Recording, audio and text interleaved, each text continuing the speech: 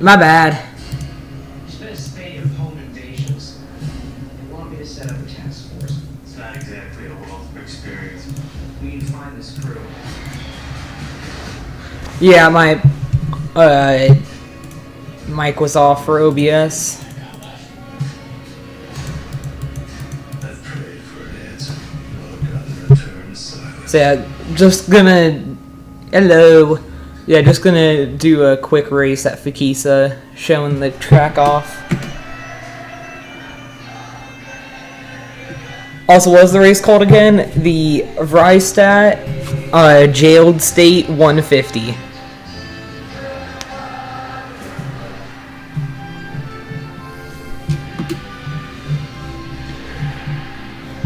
Yeah, I don't know whether there is any audio on my NR2003. It's a weird glitch. Due to Toyota Gazoo Racing, there are a lot of unofficial rules. Rules like only pass cars on the left. Don't drive on the grass. When you win, you come. You know what they say. Rules are made to be broken. Win. This is just a simple oh yeah.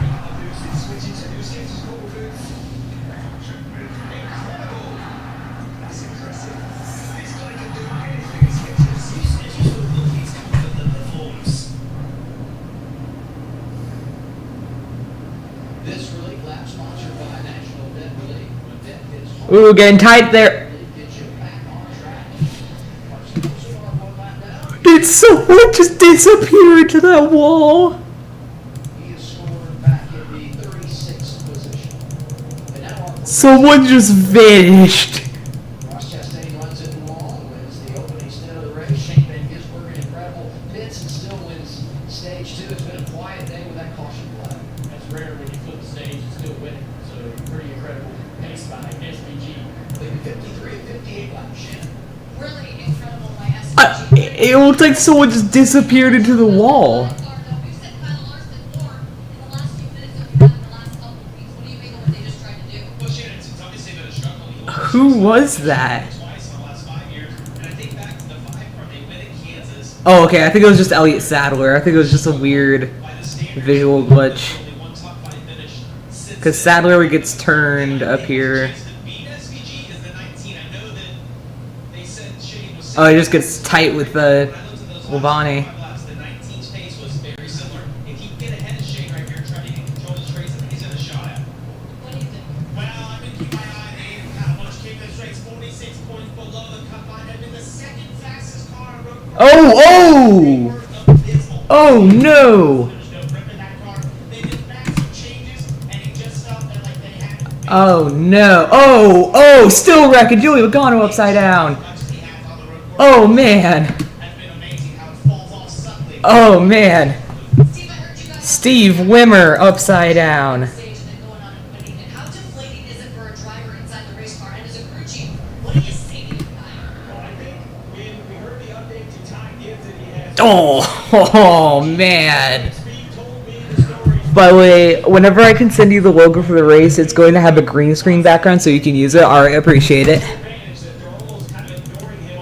Man, Scott Wimmer goes for a ride. Something that happened on the pitway here just a little bit ago as we were heading toward the end of stage 2. Yeah, I saw you drivers. The 6 ships to 54 time is. But the 17 actually does that. And so, watching right over. Mr. Busher doesn't like to block. Says, hey, I'll send you in there a little farther. 54's lucky not to spin out right there. Oh, I forgot to turn cautions on. A little bit more of an issue. Maybe we'll see Who's in the lead? between the 6. 15. Who is that? Michael Waltrip is in the lead. RFK. Joe Gibbs Racing kind of going at it today. Yeah, I like the names. Big story to watch final stage of the race. Ryan Preece in the 60, Bubba Wallace 23. Yeah, let me go turn on cautions real quick. Where did they net out on points? They came in separated by 2. Yellow flags, realistic, This final stage, Shane Van Gisbergen, quick race. Chase Briscoe. 52 to go. Everybody needs a pit stop. Just win. You can make it. They go about 40 on fuel. Lots of decisions. Here are the drivers in the Echo. My audio ran away, even though I have it on. That's a really good launch right there by the 19 at Briscoe. SVG's going to be in a great spot.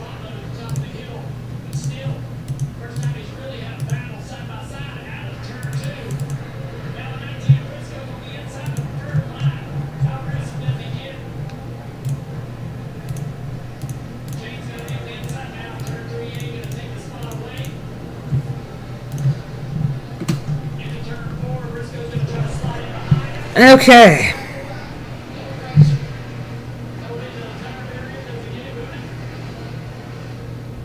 Trying to get that car fired up there. You see it?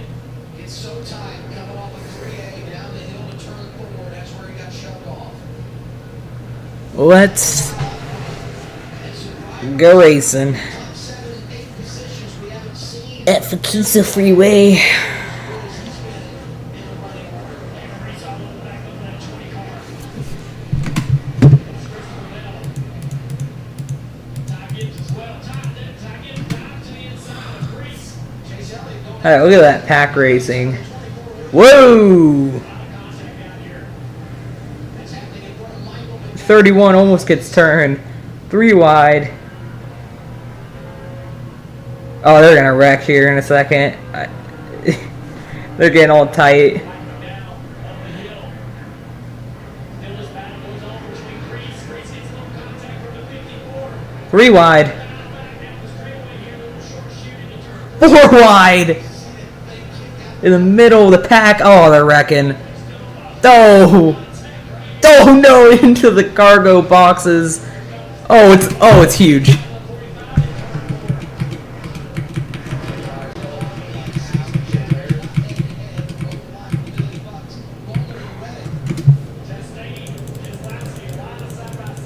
A lot of people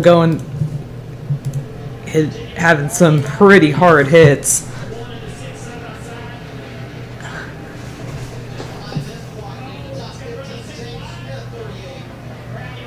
Could not see a thing, and clobbers.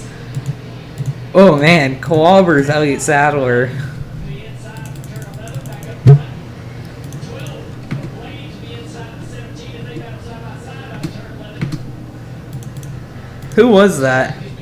Oh, Steve Park. and Pittsburgh has been in control out front. Good behind. Oh, look at this sideways there.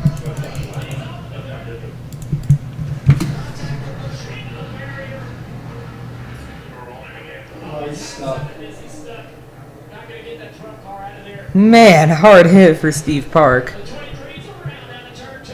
Caution is out. First one for incident today. Third yellow. Yeah, he's done. Evan Evangeline, his day continues to get worse. He's through already with the pace of that 11 car. There's a lot going on there. We're just getting started, guys. This is how these third stages tend to go here at Sonoma. Ricky Rudd. But you know what's funny about that? A little bit of the opposite of what we saw here last year. Last year, 8 cautions first 2 stages, no cautions final stage, and Oh, the 17 gets loose. And I just hate to think of how angry this guy in the 12 car is. Blaney, already frustrated by how the 19 ran earlier in the race down to turn 4, and that's really going to have him hot. And it I will get an impact font for at least one race logo. Alright. kind of got to give each other a little grace. And you would expect Yeah, I'm excited to see the what the race logos look like. that away from you right there. We talk about the ceiling. I need to learn how to do schemes though, so I can make the schemes. Lack of grip. And now sideways they are. Both of them really lucky. Honestly, we've seen cars get upside down at this particular. Look at that barrier. Just missing the end of that barrier. That could have been catastrophic. I believe that was the area last year when Blaney's teammate Cindric almost went upside down. Bubba was 22nd when he went for a ride. Hamlin was 30th back then only. Was looking for a move there, couldn't do it. Mental health is better, but having uncontrollable body movements called TD, target dyskinesia, can feel embarrassing. Did we wreck? Yeah, we did. Ingrezza. Number 1 prescribed Ingrezza is clinically proven to treat TD, quickly reducing TD movements by greater than 5 times in 2 weeks. 98% of people were still satisfied with Ingrezza after 2 years, and you can keep taking most mental health meds. Ingrezza can cause depression, suicidal thoughts, or actions in patients with Huntington's disease. Call your doctor if you become depressed, have sudden behavior, mood changes, or suicidal Pace thoughts. car. Take Ingrezza if allergic. Serious side effects may include allergic reactions like sudden, potentially fatal swelling and hives, sleepiness, the most common side effect, and heart rate. Oh, Michael Waltrip wrecks again. Before operating a car or dangerous machinery, report fever, stiff muscles, or problems thinking, as these might be life-threatening. Shaking, stiffness, drooling, and trouble with moving or balance may occur. Taking control starts with asking your doctor about Ingrezza. Yeah, 67 just came down in front of him. And he gets an extra shove from the 0.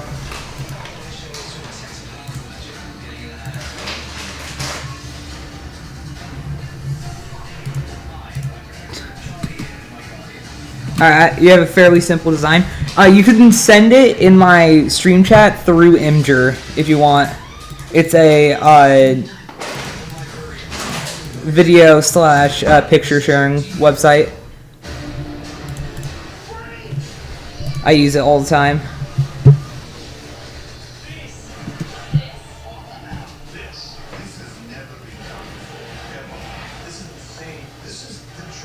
Alright.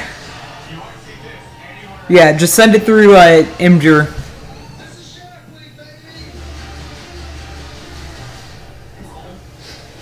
Shark Week starts next Sunday at 8 on Discovery. You get 5% cash back on the monthly category I choose to pay with my PayPal debit card. You gonna go? Big move there for the 99. So use PayPal to buy this ticket. Paying it off over the top. 3 wide. Oh, contact with Ryan Blaney. Oh, a wreck in the back. I saw someone get hooked. That was Nadu. Savings, more flexibility. The rewarding and trusted way to Oh, what place again? Imgur. This is how you spell it. NASCAR Cup Series Oh, hold up. TNT is brought to you by the Credit One Bank NASCAR American Express card. And by Progressive. Protect your auto, home, and business today at progressive.com.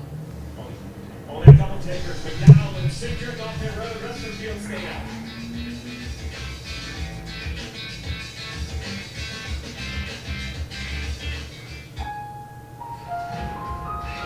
change is always happening. It's part Oh! Mark Martin! Oh no, Mark Martin. do our part to keep one thing the same. Oh, and they're wrecking more. 67 into the wall. So no matter how your other costs change, you get 5 years of the most reliable Wi-Fi. With our How did Mark Martin get upside down? that stays Got turned by the 11 hard into the wall. Lands on top of Terry Labonte. Gets hit. Oh man. We can give you the tools that help you break free. Credit Karma gives you personalized guidance to improve your credit, savings, taxes, and more, so you can find your way to money. Intuit Credit Karma. Karma you can count on. Rich tender Angus steak and melty American cheese. It brings a tear to the eye, but it's not a tear. It's your eyes salivating. Those peoples are drooling for cheese steak. Arby's, we have the meat.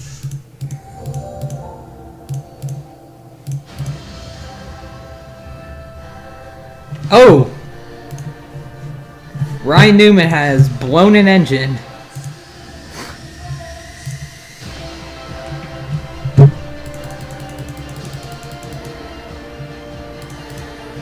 Probably bumped into someone.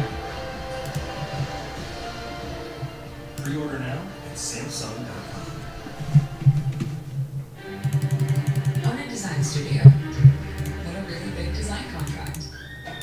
Realize you're more a creative type than a finance type. Realize you got this. Use QuickBooks to get your cash flow flowing.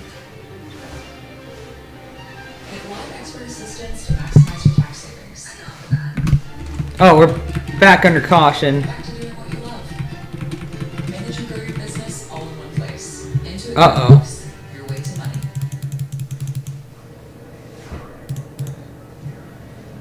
Inside of 50 laps to go, you're watching the Toyota Mark 350 on TNT. Oh. Let's take a look at this. We showed you the replay one time on track between the 17. Oh! So let's take Nadu gets a piece of it. 17 into the back of the 54. That's that red and white car. Now let's go on board. I think with the 17, you're going to see it. I think Nadu's done too.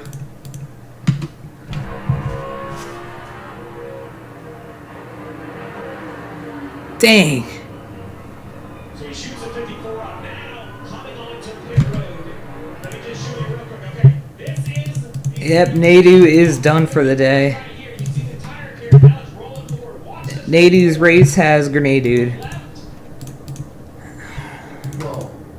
Right into the pit box. That, like showing to me the 6 pit box. I can't tell if it's a 6 or the 17, and then there's words because it's RFK. It's basically a Gibbs RFK disagreement on pit road because of what happened on the racetrack. Danielle. Yeah, that tire carrier's name, Steve, is Telvin McClurkin. I just talked to him. He said when the 54 came in, I was holding that tire, and the car, Ty Gibbs' car, hit my hands and twisted my wrist. I was able to complete the stop, but it slowed Brad's stop. He said my wrist and my hands are okay. I am going to continue. I'm fine, but he wanted to walk over to the 54 pit and show his displeasure. This is worth telling the story because we have another pit stop. And I will say, and you know, I would say it was here. I'm okay with the pushing and shoving on the racetrack. I'm impressed with the 54's move right there. I think you're in a 3,500-pound race car, and those big crew guys are jumping out in front of it. We only had one look at it. I have to see a few more. But if Ty Gibbs really did make a move in the push, remember, I think NASCAR should take a look at it. What do you have in the 12, Al? Well, they're assessing the damage from running off track. Ty Gibbs, the baby. Yeah. He's a nepo baby. As you can see there, looks like they might pop the hood up to see what damage may have caused under that. They just want to make sure they can assess it, get that fast car. He's just the Lance Stroll of NASCAR. And said, look, did I give him enough room, during this incident? And they said, look, the replay we saw, yeah, you did. So they're trying to calm the driver down, fix the car, and get that 12 car back out there. Hey, Connor, Yeah? take 46 to go. put this in your backpack, please. Okay. How many pairs of pants do you have here now? Huh? How many pairs of pants do you have here now? Like 7. I have enough for an entire week. Yes, they were coming down pit road because according to Travis Peterson, see, they can make it to the I got a question. Yeah. Obviously, we see massive tire wear and lap Are you times wanting going to shave your mustache? pretty big here at Sonoma this weekend. So No. McDowell will restart 29th, but in their mind, they I have an extra electric razor. Oh, yeah. How will those tires hold up? Well, I think this is 7 races to the playoffs. Michael McDowell came in 24th in points. Travis Peterson is a gambler. I think it's a lower odds gamble because even if he makes it on fuel, I think guys can pit and outrun him. But I don't think you can't stand up here and then question every gamble and then get on the Freeway showing, oh, somebody gambles come in the race. Like, it's a calculated risk. I don't think it's a huge shift paying off, but I would love to be proved wrong. Travis Peterson and McDowell has manufactured some impressive runs with creative pit strategy. Travis doesn't look like the other strategy is staying out. Oh, race is done, I think, now. I love this. I love Yep. what the playoffs have created. And we see games like this. Ricky Rudd wins at Fakisa. By the way, Ryan Blaney, we talked about his situation. He's really Okay. blacked down, ready for the restart. Put your boxing gloves on. Hardwood Motordome. Then eventually maybe we'll take the gloves off, right? Put them on and take them off. Front row just like the last time. Van Gisbergen in the control car next to Chase Briscoe. Here they come to the Echo Park Automotive Restart Zone.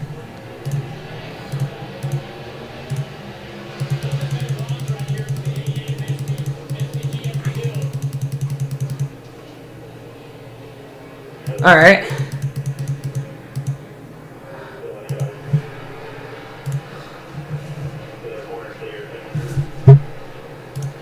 Byron through third. Top 3 single file. They're wrestling for 4. Busher and Elliott. Yeah, Chase Elliott. Guys up here in the top 5 in the number 9 car. Look at Byron looking to the inside. Turn 4 on Briscoe. Christopher Bell getting aggressive on the restart. Elliott gets 4. Here comes Bell for a spot inside the top 5. And we are green. This is Hardwood Motordome. Himself out. Too wide through the S's, Byron. Lifted. But he's back on the offensive. Look at this. 9 to 10. Tough place to push the shot down the hill. Oh, the 9 is a great run through 10 right now. He lost it. Raise it. Got a little high right there. Now he's under defense. How do you send it to me? Copy the link. And just drop it in chat. We have the racetrack in the middle of turn 11. Sun's late down here. I'm gonna make you a mod real quick so you can do stuff. Racing in for position. And trying to rebound what they have to start off with a lot of speed in this 54. RFK, 2 cars in the top 7. Busher 6, 3, 7. And they're already having a spot very hard.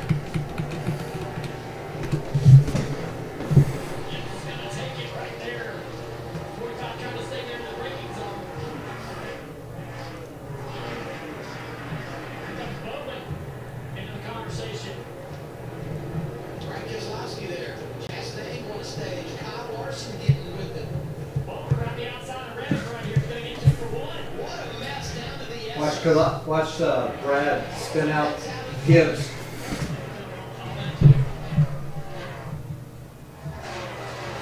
Brad's right behind Gibbs.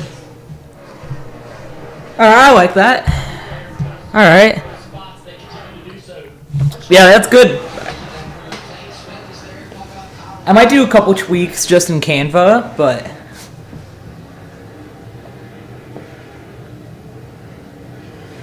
what other things do I want? I want to design the one for the race here. So I'm gonna go do that real quick.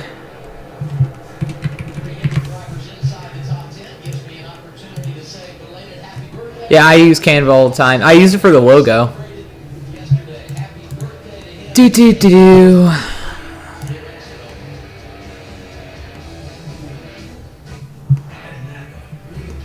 that know how to make your business our business.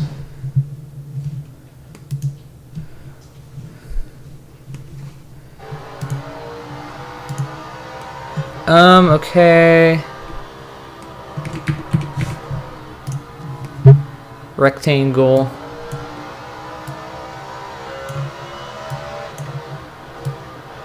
Thin that down. I mean the color, the shape.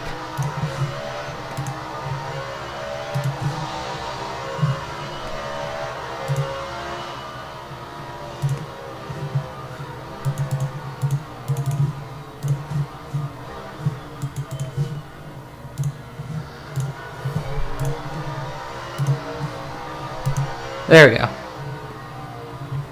Okay, and then over. Yeah, sure.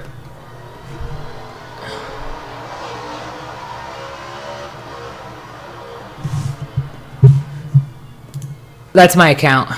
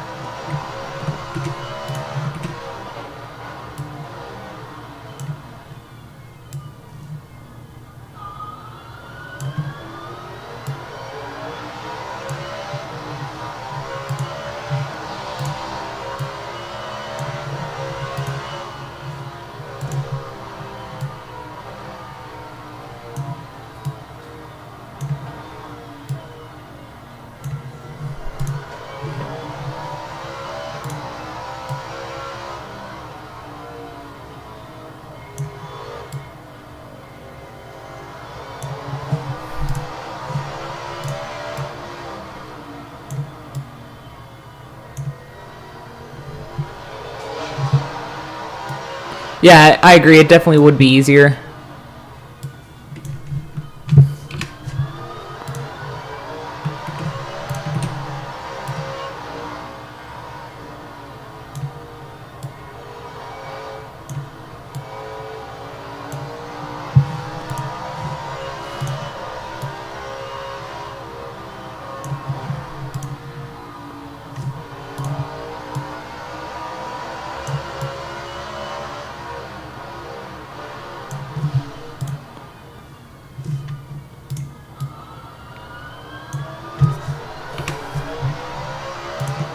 Come on, I don't know why this isn't working.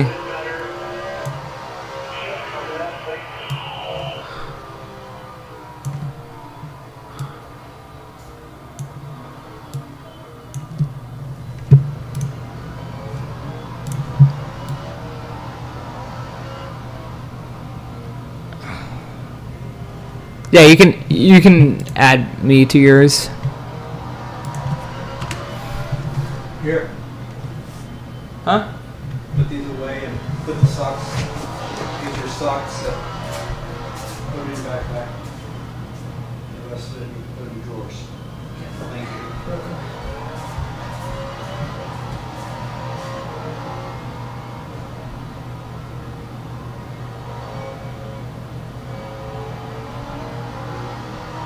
Good spot here. You're on the way to the 20 by 10.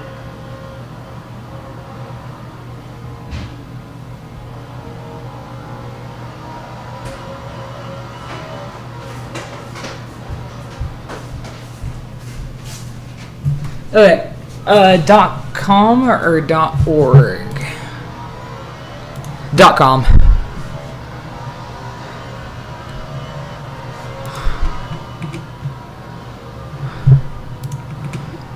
Okay, I wonder if I can like just like flip that.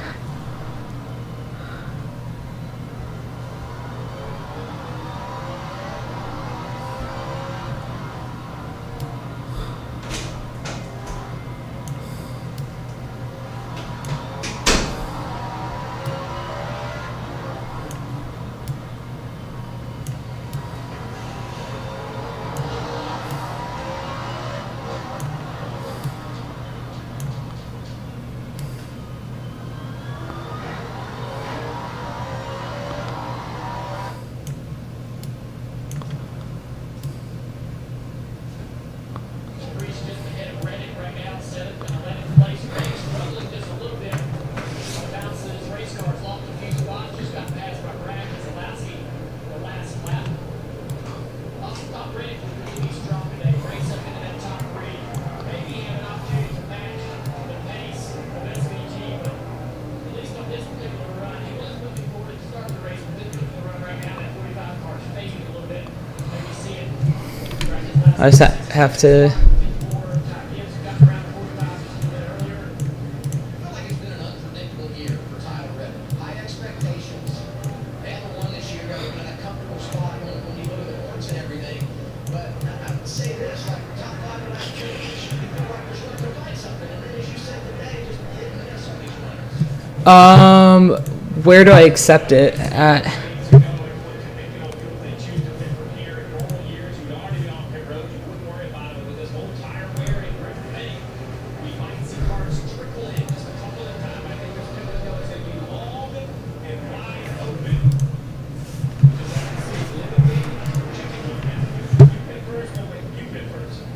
I'm looking out our booth window and I see all this farmland. And I'm like, it's long, it's wide open.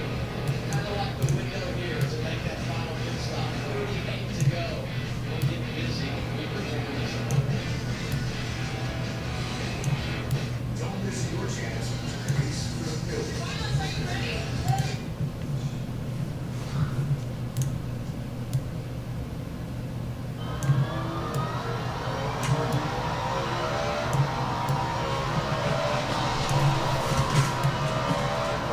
Here, give me your user, and I'll invite you.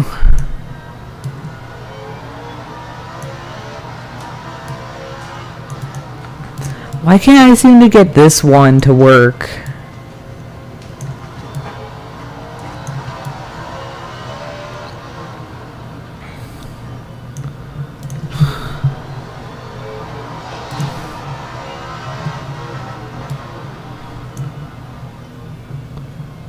I got the other one to work just fine.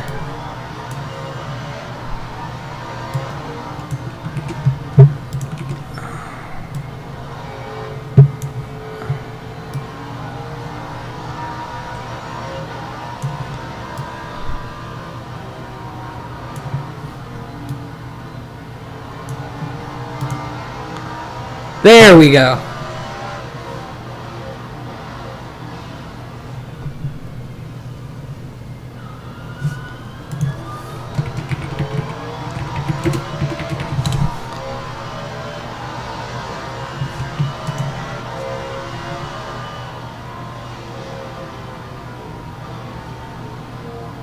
Yeah, it looks good. Group those together. They want heading bold.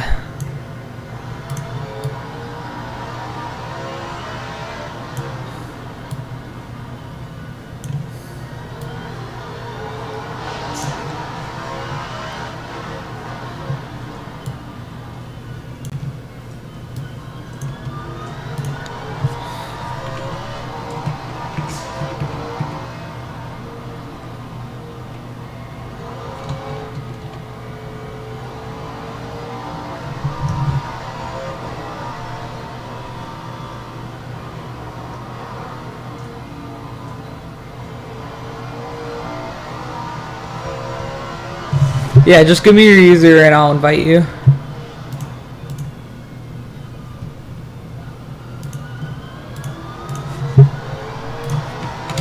Yeah, I'm gonna put it in YouTube chat. Microsoft PowerPoint. Yeah, just give me your user and I'll invite you. There.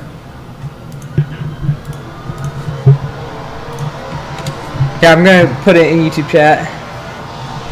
Microsoft PowerPoint. Yeah, just give me your...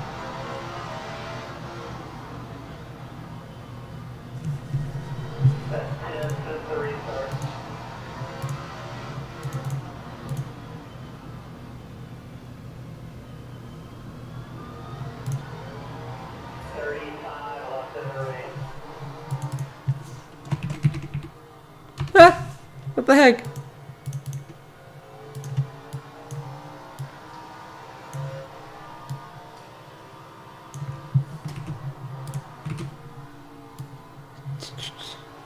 Hello.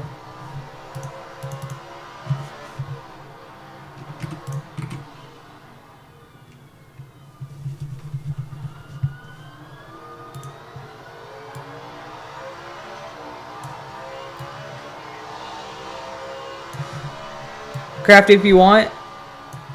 Here.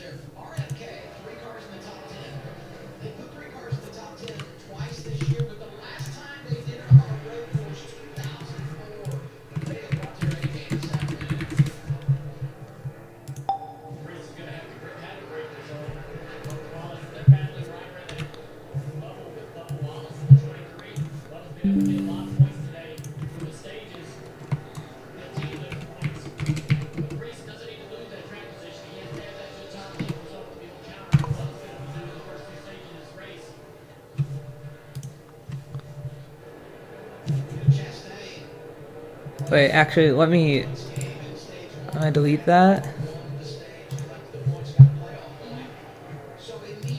Media.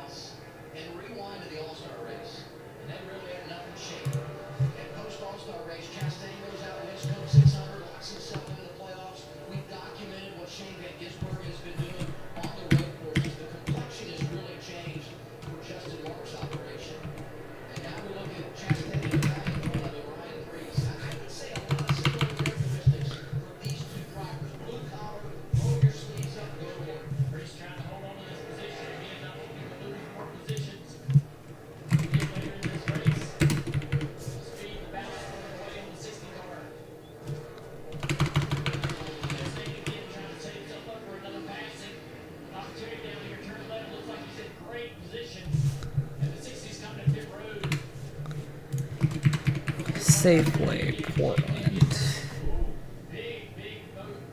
Yeah, there are Safeways in Portland.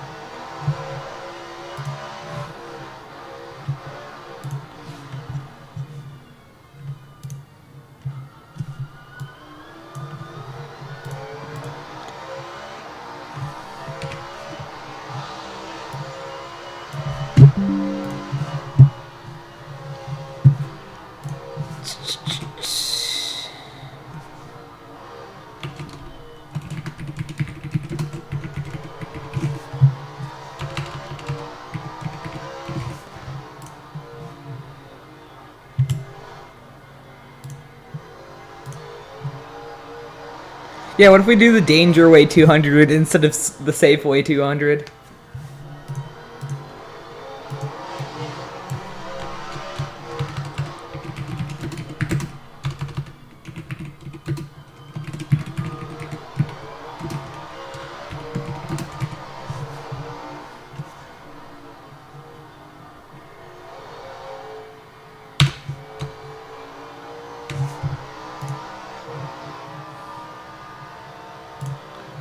Okay. Yeah, I like this font that I have.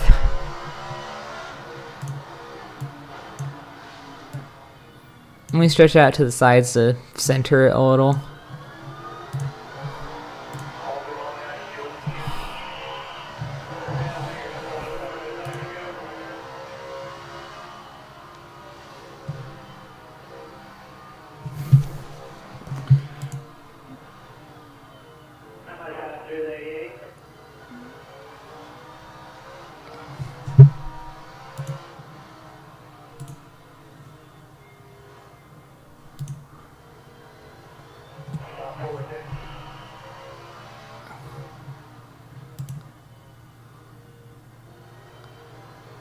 I don't know when I created this.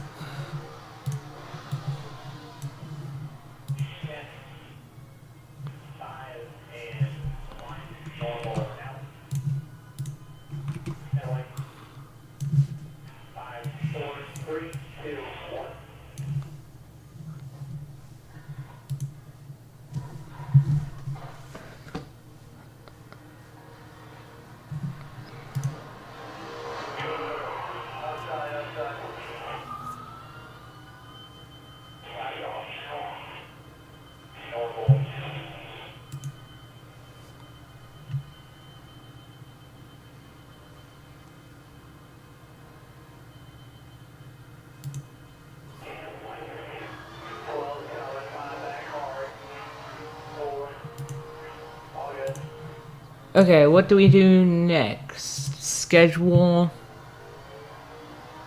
Oh, we need something for Texas World.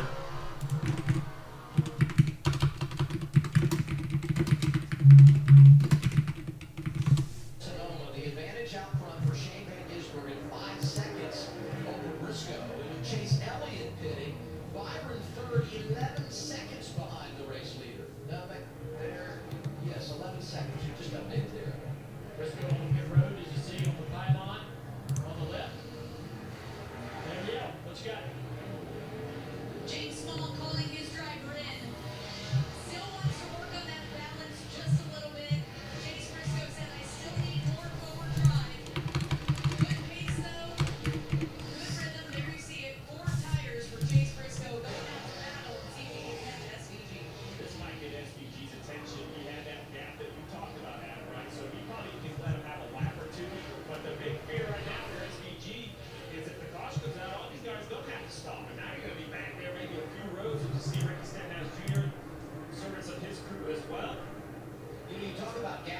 Chase Elliott came down from third. He was like 8. Oh yeah, yeah. Just keeping in mind where everybody was as the cycle begins for these drivers up front, and where the next out once SVG comes down, makes his final stop, and then rejoins the field.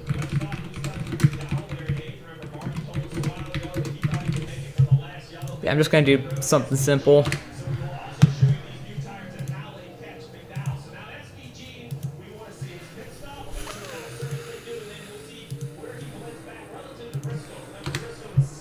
Can I bend these lines?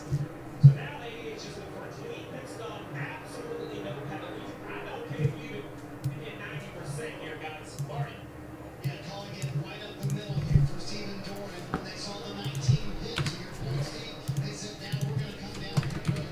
We saw the off-track excursion for SVG a little bit earlier. He said to the team, I'm such an idiot. Said that was totally my fault. Before fresh Goodyear tires going on for Shane Van Gisbergen, who has led all but 7 laps to this point with 26 to go. Also, Ty Gibbs is on pit road.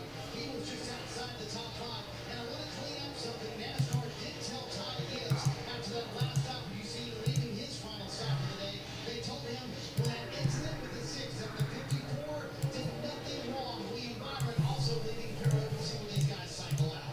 That's a great update, Marty. Yeah, we have the overhead camera. We're going to show a replay after this pit cycle. We're going to get everybody on and off pit road. I agree. I question whether he was too far left. But actually reviewing it, I feel like that's the best option he's had to get into his pit box. And actually, if you're Brad the trailing car, you almost got to beat a little gap in the pit. So it looks egregious when you stack it together.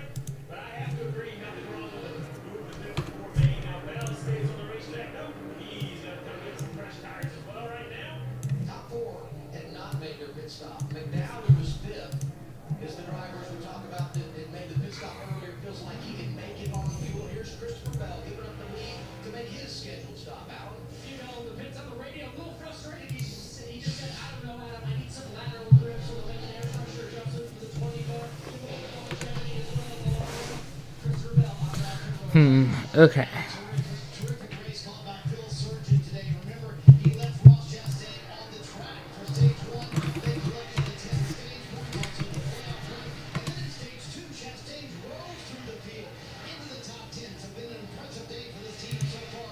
Pitting with 25 to go. We'll see when he cycles out. And these green flag stops, the final ones of the day, continuing here at Sonoma.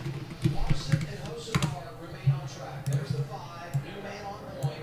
McDowell in 3rd, and he's right about 3 seconds in front of Shane Van Gisbergen. That's where the battle's going to be here, but we know the difference on tires. Huge advantage for the 88 once everything cycles through. Yeah, Lawrence trying to find an advantage by running long here. I can see why this would be their plan. Figuring maybe they want fresh tires. Hopefully pit right before the yellow. You mentioned it. 3rd place McDowell, 4th place SVG is really where we think they have enough fuel. You see the difference in tires on the left screen. Gisbergen's tires bright green and fresh. Only 2 laps on them. McDowell 23 laps. Yeah, so the 5's going to keep running here. I continue to run. They have This time, give me another good one all the way to pit road. Yeah, so they have 4 races this car now, and then the drive this car from the top 15.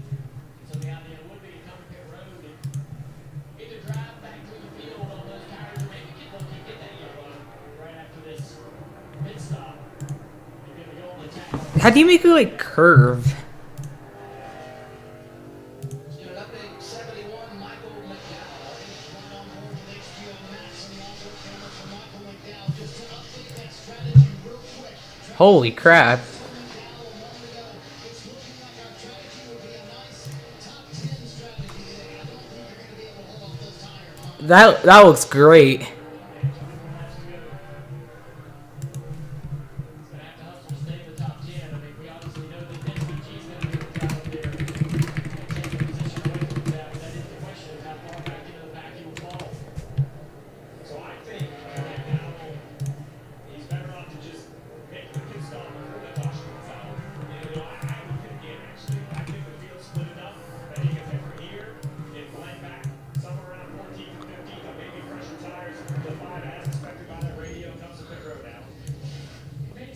For Kyle Larson in the 5 team, but still again just outgunning the braking zone. They've got a little better on the long run. They're going to do more adjustments, trying to get as many positions as they can on a rough day in the 5.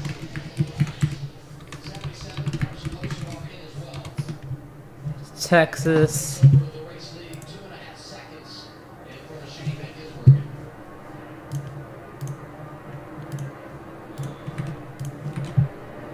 Teammates inspire, look good, both of them inside the top 3 there, but we knew it was going to change. With Kosovar having to pit, we'll see what happens with the down. With the cycle that's completed, I want to just circle back to that story we showed with Ty Gibbs. We have that over again. So there was an issue on the racetrack, right? But then we showed this. This is the 54 Oh, that's how. Okay. contact.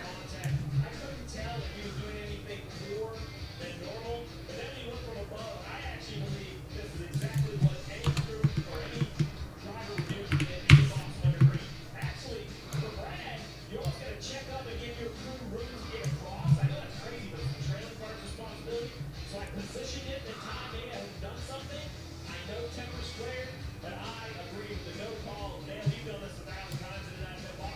I look totally normal to me. Yeah, I thought, because the contact we saw down in turn 11, maybe there was a purpose for what Todd did, but I agree. I don't know how else he could get in the box and not put himself in a good position to be in that exit all box. I think they handled too fast on the pylon. Tough day for him. Looking forward to next week. He wants to go to the Boston Mile. Really comfortable there. We'll have the coverage for you next Sunday afternoon on TNT. Talk about McDowell leading a couple seconds in front of Van Gisbergen. And he did it one lap before Shane Van Gisbergen has cycled out in third right behind the 88. Looking pretty good here late in this race, Danielle. Oh, I think he can challenge SVG for this win, out of no doubt, and advantages can come from many different places. I talked to his crew chief, James Small, this morning. He said, I'm not sure why so many people were surprised about the amount of call-off and track conditions yesterday in practice. All right, that is 4 races done. Race here at Sonoma over this past year, and other series. Hey, Dad, when you have the chance, could I show you the logos that we created? Snyder was going to react the way it did during our track walk yesterday morning as well. James Small.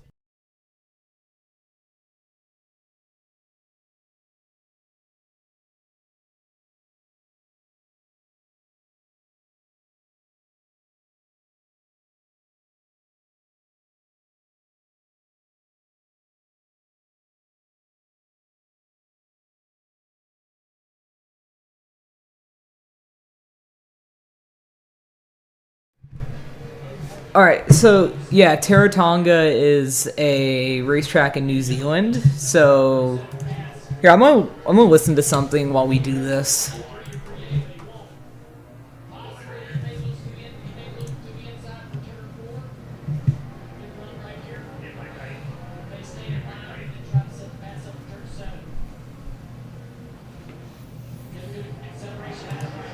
What do I have in here? Gary Everett. Oh.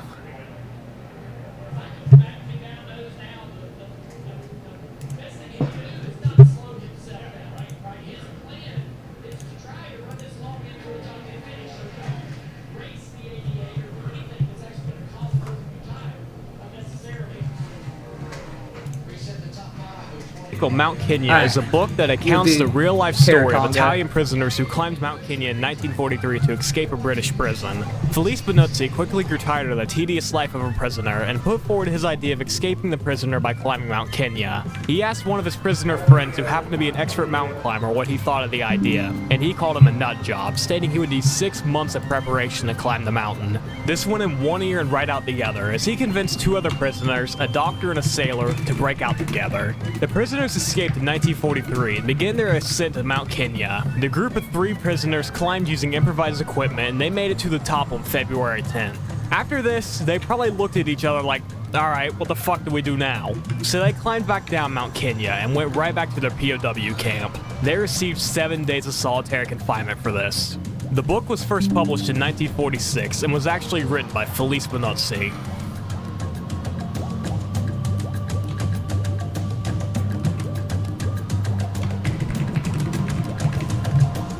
After Poland was invaded in 1939, Władysław Sikorski quickly became the prime minister for the little government organization the Polish had left. He quickly established relations with other Allied leaders, but he wouldn't last too much longer after this. Władysław was taking several missions across the world to visit Polish soldiers to help raise morale. On July 4th, 1943, Władysław began to take off from the Gibraltar airport, where his plane began to break down.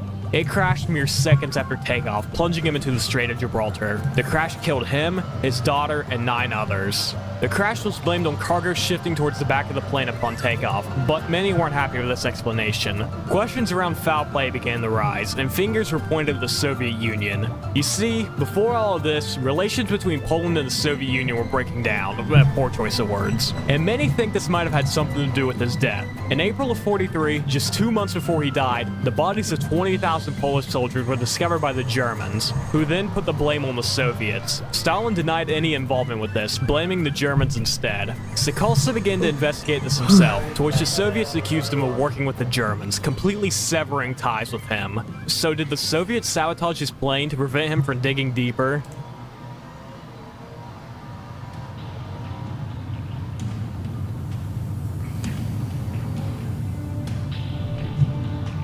Joseph Mengele is one of the evilest figures. Oh, you're of gonna World War add a II. kiwi. Nicknamed the Angel of Death, Joseph oversaw a lot of the killings at Auschwitz and was running several deadly experiments on his prisoners. Some of his most heinous experiments were practiced on twins. One twin was usually kept as a control, and the other was subjected to everything from blood transfusions to injections with diseases. They also were amputated and murdered. The twin that died was dissected and studied, while the surviving twins were also killed and subjected to the same scrutiny. In Mengele's mind, twins would reveal the secrets to heredity and would help fulfill Germany's idea of a pure future. Joseph Mengele is one of the highest-ranked Germans to never be captured by Allied powers, dying on February 7th, 1979. He died from a stroke while swimming in Sao Paulo, Brazil, causing him to drown.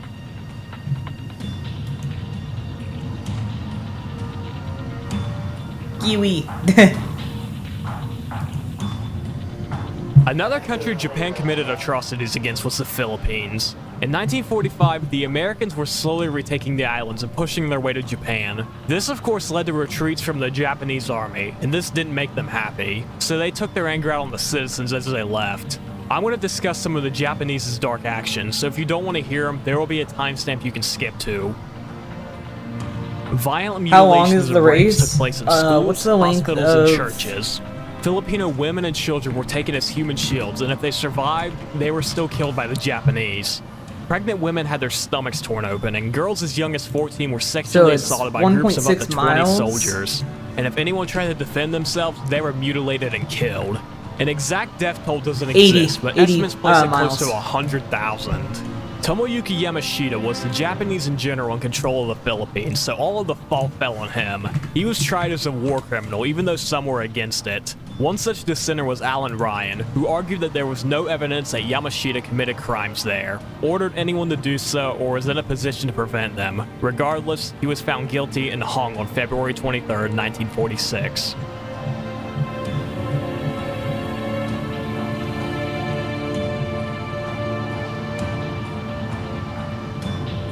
While we were discussing Pervitin, we never discussed how it was taken. Enter Panzerchocolate, or tanker's chocolate. These were chocolate bars mixed with Pervitin, which were then given out to tankers to boost their endurance and keep them going. Now this is a myth, a legend and a ruse. There's no concrete evidence of Germans eating meth Yeah, it's chocolate. 80 miles The only long. mention of it comes from the book Shooting Up, A History of Drugs and Warfare by Lucas Kamienski. So it's possible he heard a rumor of the tanker's chocolate and included it in his book without verifying his source. Texas World is 2 miles long, so 150 Axis lap Sally is a race. blanket term that refers to Oh, I women see. radio personalities who were broadcasting Nice. Axis propaganda to Sponsored English-speaking by- soldiers. The messages will be about the power of surrendering and how the soldiers' girlfriends and wives were back home cheating on them. The Sallies would also boast about knowing exactly where the Allied powers were hiding. That's the Women company's. of America. Well, you know, as time goes on, I think of you more and more. I can't somehow seem to get you out of my head. You women in America, waiting for the one you love. Kiwi Bank. And weeping in the secrecy of your own room. Thinking of the husband, the son, or the brother who is being sacrificed by Franklin D. Roosevelt, perishing on the fringes of youth. Well, we did two Soldiers reported NZ. these attempts at propaganda were laughable at best and didn't do much to ease them into surrendering. There are two known acts as Sallies, Mildred Gillers, who broadcasted for Germany, and Rita Zucca, who broadcasted for Italy.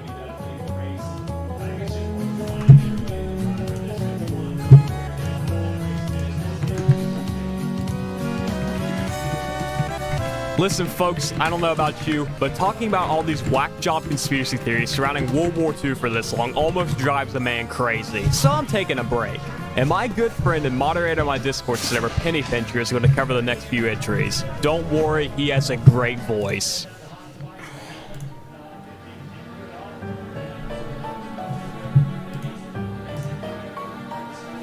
We're going back to the Nanjing Massacre for this one.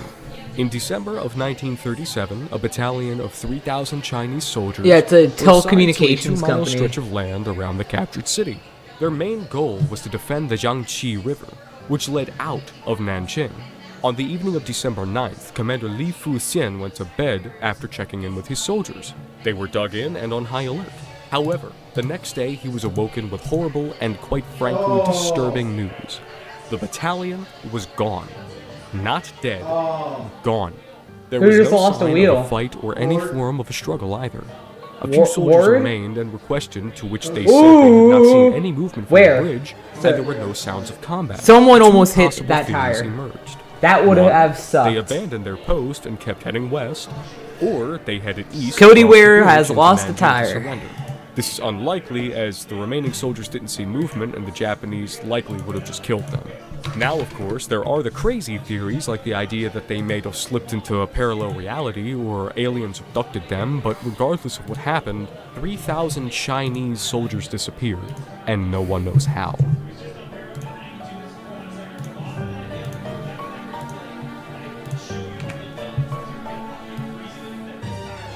This is Carl M. Allen, and on October 28, 1943, he claimed to witness something strange. He was at the Philadelphia Naval Shipyard, and he was looking at the USS Eldridge. He claimed a green and blue glow suddenly surrounded the ship before it just disappeared. The ship was later seen in the Norfolk Naval Shipyard, which is about 6 hours away, before suddenly Oh, is this reappearing Bermuda? in Philly. Carl also states that sailors aboard the ship were affected heavily. Yep, that's Some went Bermuda. insane, others developed mental illnesses, but some faced a fate worse than death. During teleportation, they were fused with the ship's metal. They were still alive, but they were trapped literally within the ship. But how did he know all of this? Well, he claimed to be a student of Albert Einstein, the mastermind behind the Philadelphia experiment. Carl soon reached out to fellow ufologist Morris Jessup, and he tried to encourage Jessup to cease his research into unified field theories, which was the backbone of the Philadelphia experiment. Soon after Wait, I have Jessup an received idea. a copy of a UFO book he had written in a folder only marked with Happy Easter. The book was filled with annotations which seemed to be written by 3 different people, but Carl came out later and said it was all him, and it was a prank. He later retracted this statement. We will never know if Einstein helped assist the United States in teleporting their destroyers, but it should be known. Carl was the only person to come forward and talk about this, and the distance between Norfolk and Philly Here, I was can only do 2 something. hours thanks to inland canals. Yeah, I can see the idea. I can do something though. The Sun Gun is another wonder weapon that was imagined by the Germans. First designed in 1929, the idea was to put a massive mirror on a satellite, send that shit into space, and design it in a way that vast amounts of sunlight could be directed towards the Earth. It was calculated that a mirror of 9 square might kilometers work, could this direct might enough not. sunlight to boil an ocean. These were only discussions, as the scientists also thought it would take 100 years to complete.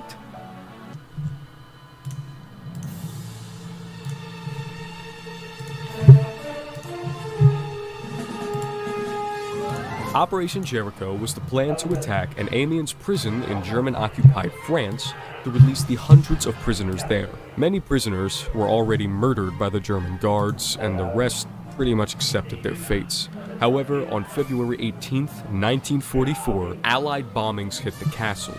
Of the 717 prisoners there, 102 were killed immediately, 74 were wounded, and 258 of them escaped. However, 2/3 of the escapees were later recaptured, meaning roughly 170 of the 717 prisoners were freed. So, all in all, this was a failure and an unnecessary idea. Whoever planned this thing should have been fired, but there's the issue. Who did plan this thing? The French prisoners who escaped were questioned, and they had no knowledge of the attack before it happened. The remaining French resistance members were also questioned, and once again, they had no idea of any of this. The answer of who ordered the attack in Operation Jericho has been lost to history.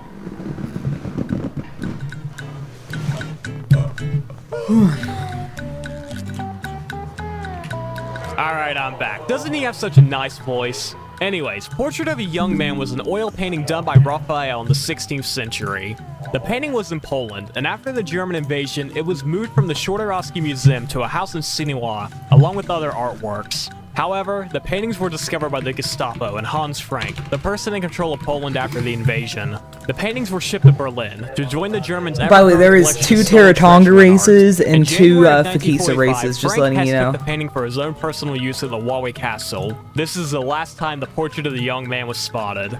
Frank Hess was arrested in May of 1945, and he had his house ransacked, where several stolen pieces of artwork were recovered. The Portrait of a Young Man was nowhere to be seen. Today, it's considered one of the most important and most valuable missing artworks from World War II.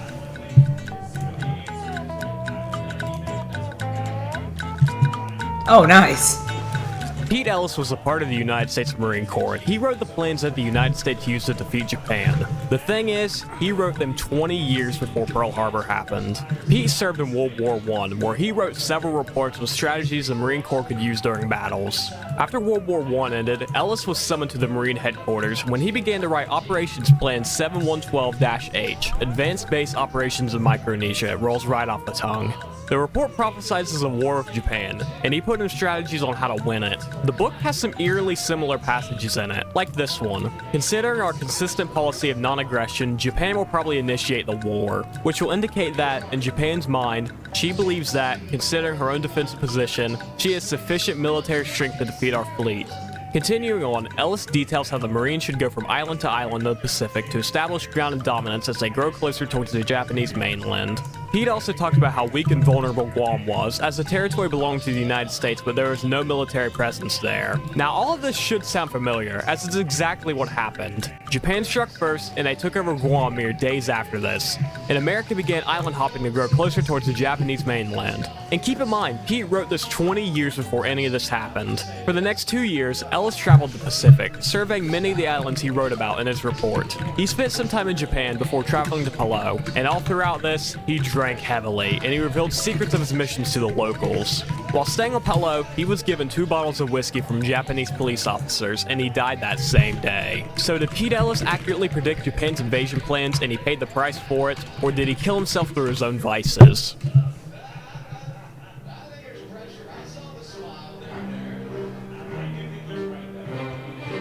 Raoul Wallenberg was a Swedish architect who was responsible for saving thousands of Jewish people in German-occupied Hungary.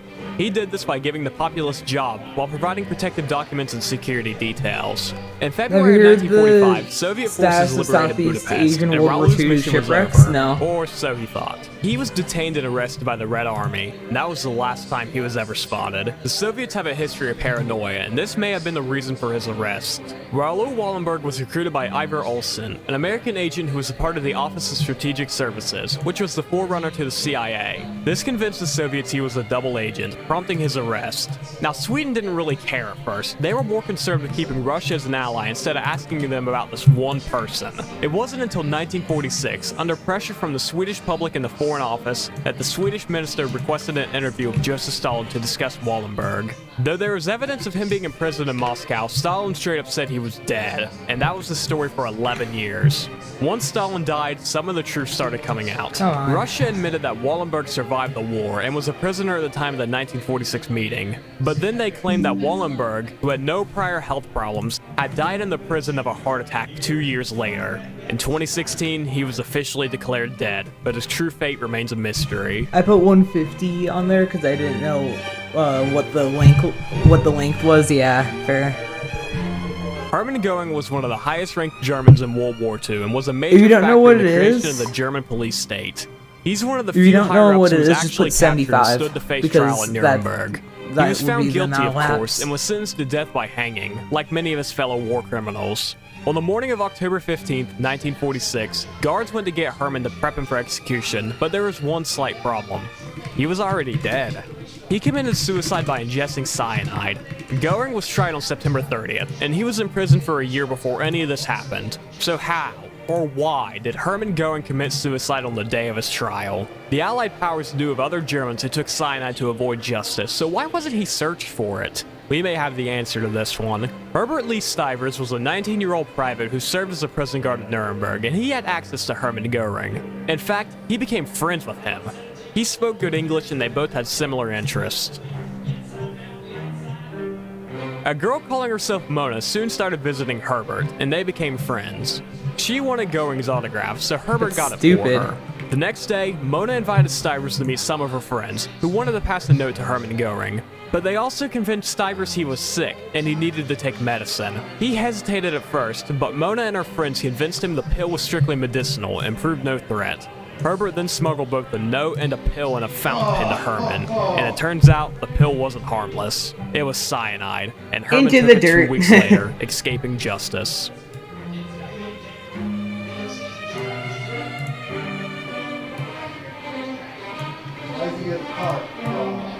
Project Reese, German for Giant, was a massive construction project that took place between 1943 and 1945. It consisted of 7 underground structures in various states of completion. The 7 structures are connected through 90,000 cubic meters of vast tunnel systems. The systems were mostly dug by prisoners of war, with the majority of them coming from Hungary. The exact purpose for these things is unknown, but there seems to be the beginning of a massive German super base. There were foundations for an army factory here, but it was ultimately determined to be a waste of time, and construction mostly stopped in 1944.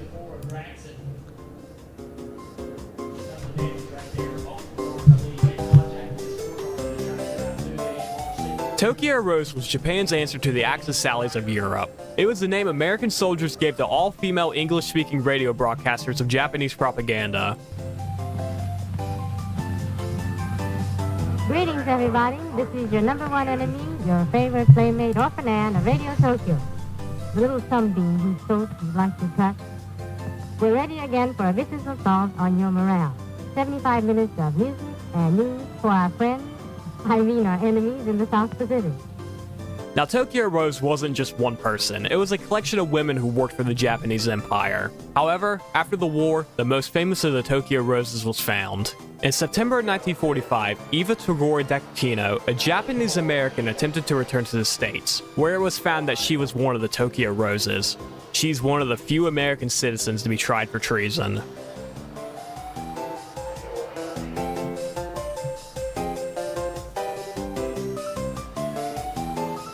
I think this one is the biggest reach so far. First off, the Alpine Fortress was a planned secret mega base that was to be constructed in the Swiss Alps. It was a part of a retreat plan, and it was first concocted in 1943, the time when the war was going dire for Germany. The plan was to retreat towards northern Italy and to build a massive base for a final stand. Following the successful D-Day invasion, stores of provisions and weapon-producing technology were stashed in the Alps. And maybe, as they took this stuff there, they took some treasure as well. In 1945, high-ranking Germans began to spread rumors regarding a hidden Alpine base, and America took the bait. General Patton sent battalions south into the Alpine Fortress, where they met little to no resistance. Yeah, California so there's is, no Alpine Fortress, and there's no Alpine Fortress gold. Or if there Fontana. is, it's so hidden, it's never going to be found. AKA Auto Club.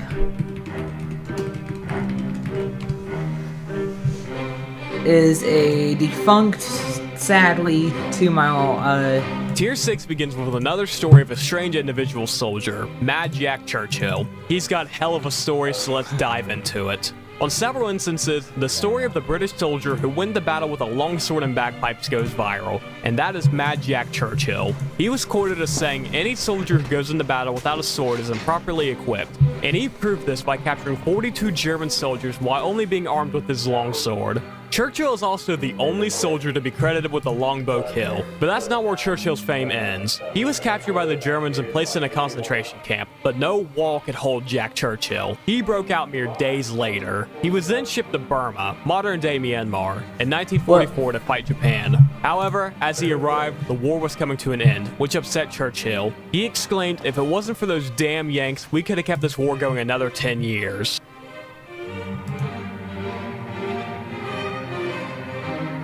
If you want, yeah. Lori was the personal chef to Adolf Hitler. She did this from 1943 to 1945, and she wrote about her time doing so in letters to her sister. She describes how he was a picky eater and how demoralized he became, causing her to feel she already had one foot in the grave. On the evening of April 30th, I do have to go at Constance 5, cooked the last meal so for him, a plate of fried eggs and mashed potatoes, not knowing he was already dead. 2 days later, she along with other members of the SS fled the bunker. Attempting to avoid the Red Army, they fled to a holdout cellar. The group of about 6 left the cellar, and Constance went along with Trottel Junge, who previously served as Adolf Hitler's personal secretary. The two were wearing German jackets, so Constance went to find them some civilian clothing. Junge then saw her being taken by 2 Red Army soldiers down a tunnel, and that's the last time Constance Manzolari was ever seen. There's no further information. She just vanished, and was likely killed by the Russians.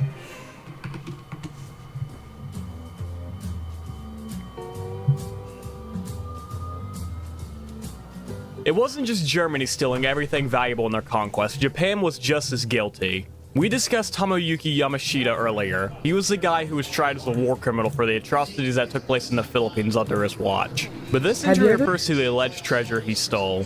During his conquest, he was said to have stolen billions of dollars of treasure, including a golden statue of Buddha that was filled with diamonds. He was said to have buried his treasure across the Philippines to recover it later, but he never did. Because as we discussed, he was tried and hung for war crimes in 1946. But that's not where the story of Yamashita's gold ends.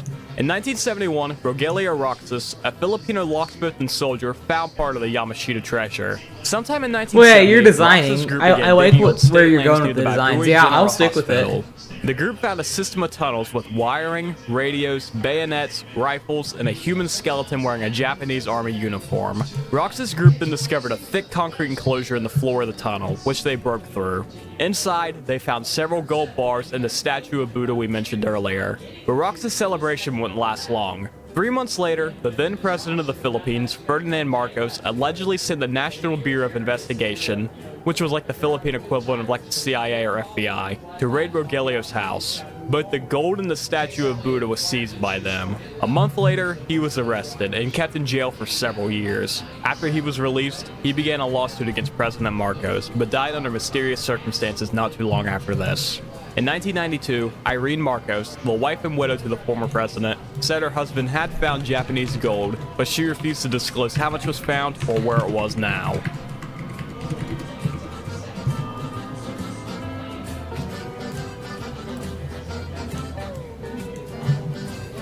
We touched on New Schwabenland way back in like Tier 2. It was the name of an area in Antarctica that was claimed by the Germans in 1938.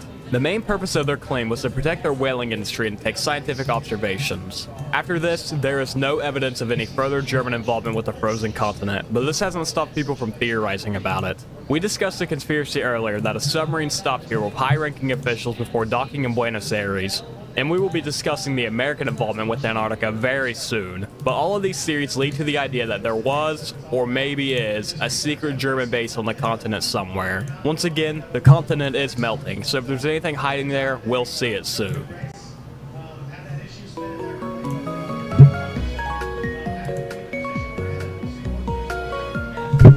Another missing aircraft, but this one has a resolution. Oh! The Lady Be Good was a B-24D Liberator that disappeared after its first combat mission. On April 4th, 1943, I did not think about that. Slouch airfield in Benghazi, Libya. Now, there were massive sandstorms in this area, and other planes already aborted their missions, but Lady Be Good continued on. This would soon prove to be a mistake. The last message that came from Lady Be Good was about how the plane's automatic direction finder was no longer working and they needed guidance. They never received this guidance, and consequently, they flew right over Slouch and crashed somewhere in the Mediterranean Sea. Or this is what was thought. Long after World War II ended, British planes who were working with an oil company were surveying land when they discovered a crashed plane.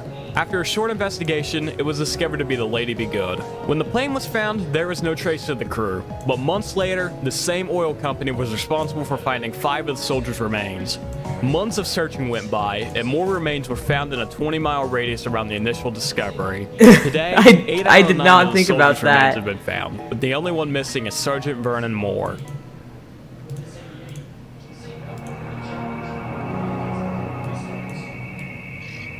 Occultism was incredibly prominent in Nazi Germany, and before this, it was even more so with Weimar Republic Germany. One of the most famous figures of Weimar occultism was Erich Jan Hansen. He claimed to be a clairvoyant who could see the future, so he was often giving readings to people. When Hitler was beginning to rise to power, he sought the mystic powers of Erich, getting several readings done by him. I see victory for you. It cannot be stopped. Those words were spoken to Hitler in 1932, 1 year before he became the Chancellor of Germany. But this wasn't the only prediction he got right. I see. A great house in flames. He said this a day before the Reichstag burned down, an event that helped solidify the German leader's rule. But it wasn't just predictions Erich provided to Hitler. He also taught him a lot of his crowd controlling technique, and just like general ways to conduct himself to a large gathering. It should be noted that these predictions were likely influenced by the fact Erich was so close to these higher-ups. He was probably telling them what they wanted to hear. After he successfully predicted the Reichstag fire, Erich was assassinated soon after, and was hastily buried at the edge of Berlin.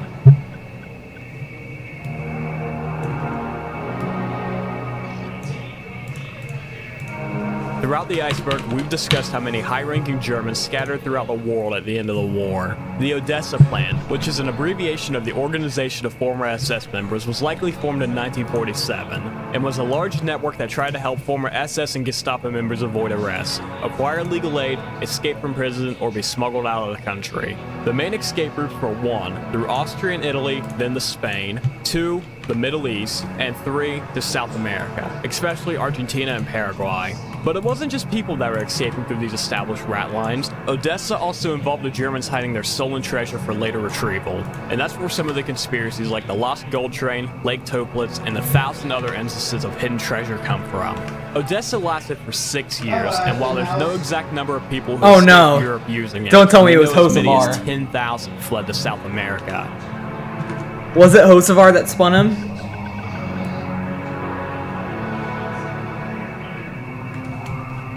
The 364th Regiment was one of the United States all-black regiments, and unfortunately, they were not treated well. Members of the regiment wrote to their senators airing their grievances, and the commanding officers would intercept the letters and throw them away. Because of this, the regiment were labeled as troublemakers, and were sent to Camp Van Dorn for further training. Here, their treatment only got worse. One soldier was badly beaten by an officer and was confined to only eating bread and drinking water for 2 weeks. That same officer was known to shoot at the soldiers' feet to make them look lively. Private William Walker, who was a part of the 364th, got into a fight with white MPs as he was missing a button on his uniform. A fight soon broke out, and William Walker was shot. The rest of the 364 saw this happen, so they broke into their storerooms to retrieve rifles and ammunition. A full-on riot broke out, and what happened next remains a mystery. After the riot was broken up, some soldiers were shipped to the Aleutian Islands to fight Japan, but rumors of a far worse fate soon appeared. It states that 1,200 members of the 364th were lined up and shot by white soldiers and civilians. The theory comes from the fact that there's no official report of where the rest of the unit went, and the fact that between the years 1943 and 45, 800 names were wiped from their regimental roster. The United States Army continues to deny this, but an alternative answer has not been provided.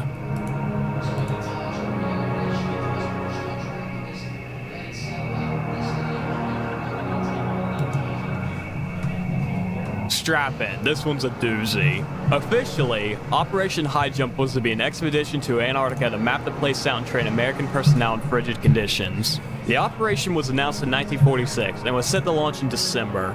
The operation involved 13 ships, more than 4,700 personnel, and a variety of aircraft. The mission was led by Richard Byrd and was meant to just be a survey mission, but people think High Jump had ulterior motives.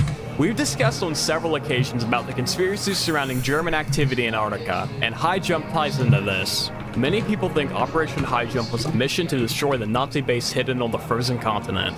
The main conspiracy comes from the Lost Journal of Richard E. Byrd, But sources say, as his unit pulled up to the frozen continent, they were engaged by enemy aircraft.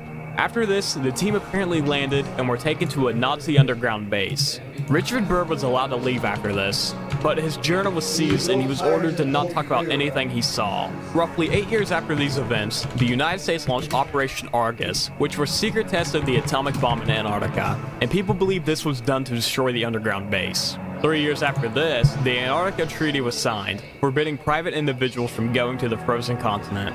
Now, I probably got a lot of this wrong, as this was far and away the hardest thing on the iceberg to research. I could hardly find anything on Operation High Jump because it's rather being hidden or there's simply nothing to find.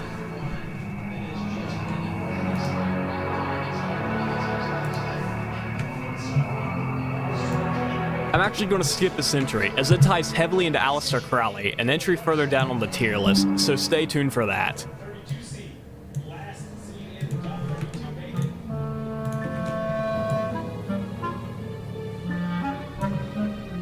This is Gertrude Silver, and she served in the United States Air Force during World War II.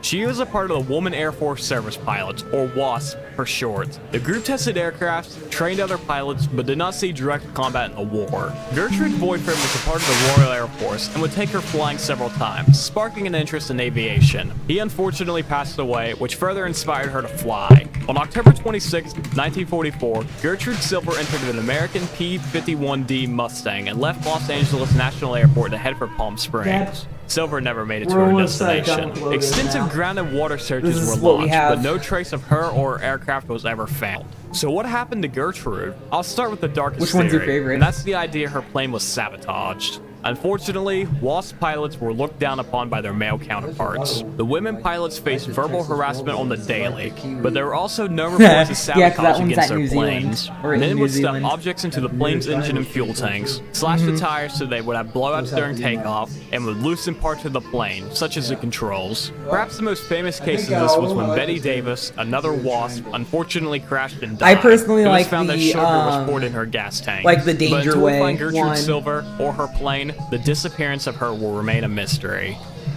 Oh, what about... Here, I have... Here, 1 second. Gabrielle Coco Chanel was a French fashion designer who was more than likely a German spy. As a member of high society, she established connections with influential figures that's what we're such as going Winston to, I'm going to Churchill. do. But why would she do this? She had an incredibly successful career, so why risk throwing it away to work with the Nazis? Well, she discovered her nephew Andre was in a German POW camp. She struck a deal that, if he was released, she would gain intel from her higher contacts and pass it along to German command. She became Agent F-7124, but was outed as a spy in August of 1944. She didn't face any ramifications, as she gave up information on the German officers who tasked her with spying. She returned to the fashion world in 1954 before passing away in 1971.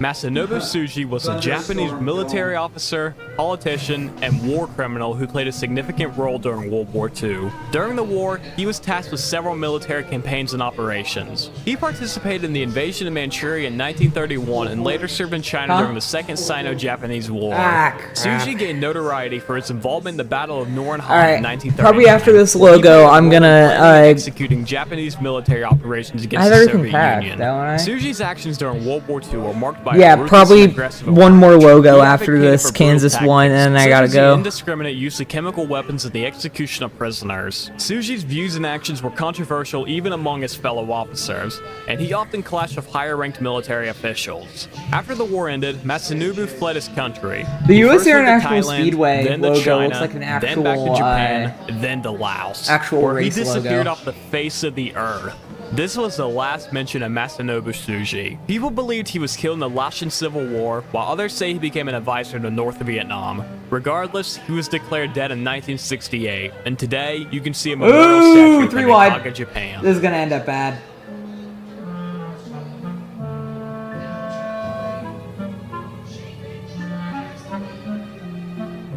We have some ideas of Germany's plans for the rest of the world post-World War II, and this entry deals with their plans for the South American continent. They're here, in this map. As you can see, the Germans plans to divvy the continent into 5 different sections. There is very, very little information on this map, but what we do know is that that German phrase means air transport network of the United States and South America main lines. So the map was for aerial use, but it's also possible this thing was a British forgery. Kansas the map Dust was snatched Bowl, by a British officer from the bag of a German soldier just and was subsequently do sent to 80, FDR in do an America. 80 lap. At this point of the war, Britain was desperate. They were basically the last ones standing against Germany, and they needed help. So the idea was to forge a map of South America to instill the fear of German involvement so close to the Americans' homes. However, this happened 2 months before Pearl Harbor, which of course brought America into the war.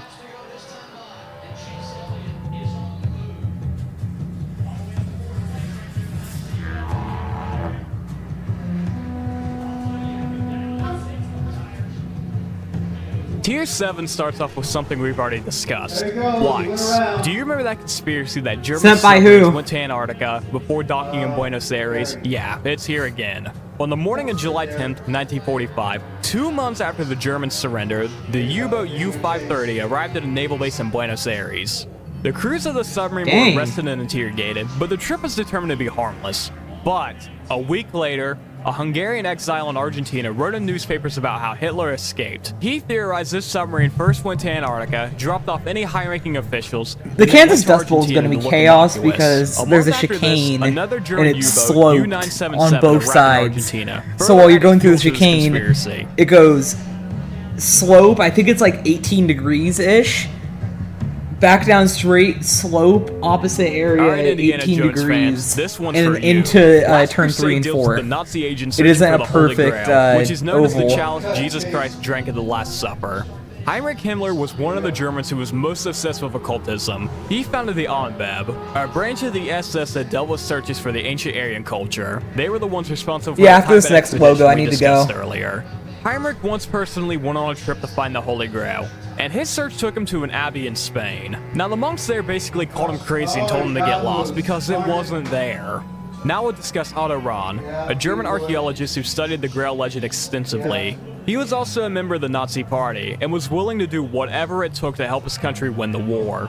Otto Rahn studied He's the quick through Cathars, this section, a group though. wiped out by the Catholic Church in the 13th century. Yeah, I the saw. Cathars were heavily criticizing the Catholic Church for their greed, so subsequently, the Catholic Church wiped them out in a crusade. Once the Catholic forces captured Montsegur, an area where the Cathars lived, they burned at least 200 of them alive. by- Despite this, 4 knights of the Cathars escaped and fled with the Grail. In 1931, Otto Rahn traveled to Montsegur to explore the ruins of one of the last Cathar strongholds. He explored the ruins, but he did not find the Holy Grail. Team.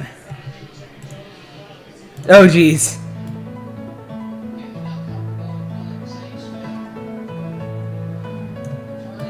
In 2016, Russian authorities discovered an old German base on the Alexandra Land Island. The base was named Schatzgraber, which is German for treasure hunter. It was first built in 1942 and was one of many of secret weather watching stations on remote Arctic islands. The base only lasted until 1944, after the station there became sick of eating rotted polar bear meat. The Unless base was abandoned, you can do and decades of weather and Twisters erosion or destroyed the place. Dominator team. The remains were discovered in 2016, and the site was investigated. There wasn't much Read there, Dimma. just what you'd expect from a leftover weather station, and there was no evidence pointing towards it being anything Where's else. Logano? But that doesn't stop people from speculating. Oh, dang. Like we said, the base's name was nicknamed Schatzgraber, German for treasure hunter, and people have taken this name literally. Oh, Some top 10 people believe for it was an Penske. archaeological project with the goal of finding lost Nordic artifacts. But as we discussed, there's no evidence of it being any more than a weather station, and everything else is speculation.